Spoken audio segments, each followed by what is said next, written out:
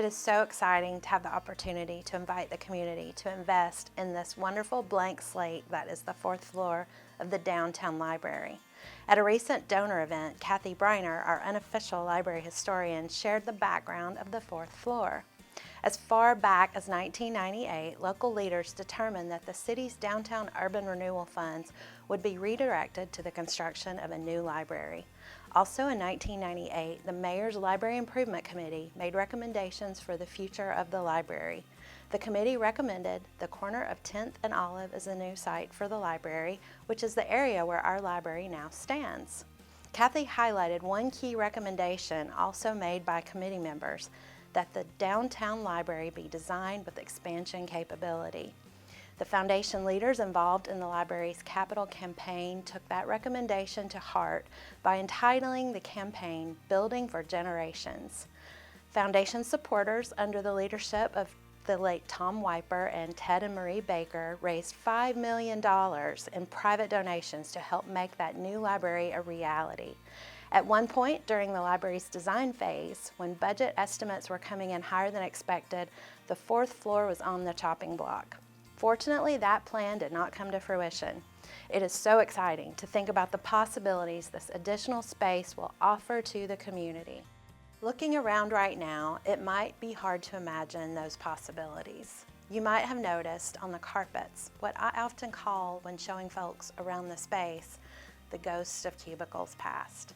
This area, which is new to us, was well used in the intervening years by city staff who have now relocated to the recently renovated City Hall.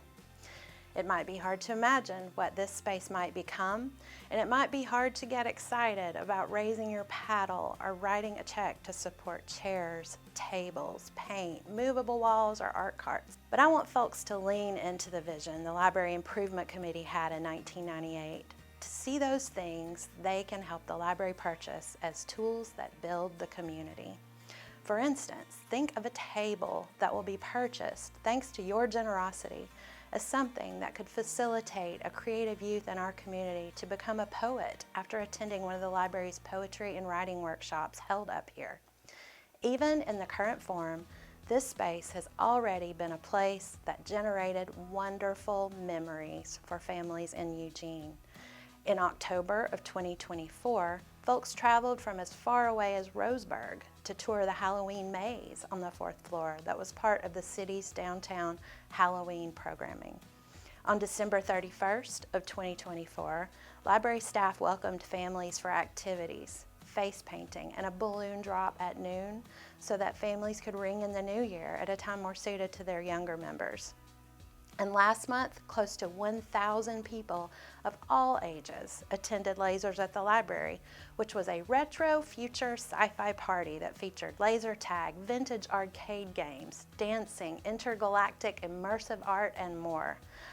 On May 10th, best-selling author TJ Klune will be here, and we expect that his fans who love his inclusive stories that explore themes of found family, acceptance, and embracing one's true self will be as thrilled as I am to hear him speak in person.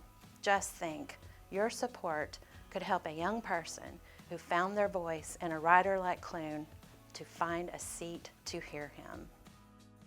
Hi, this is TJ Klune on behalf of the Eugene Public Library. Now, what's really cool is I will be speaking at the library on May 10th.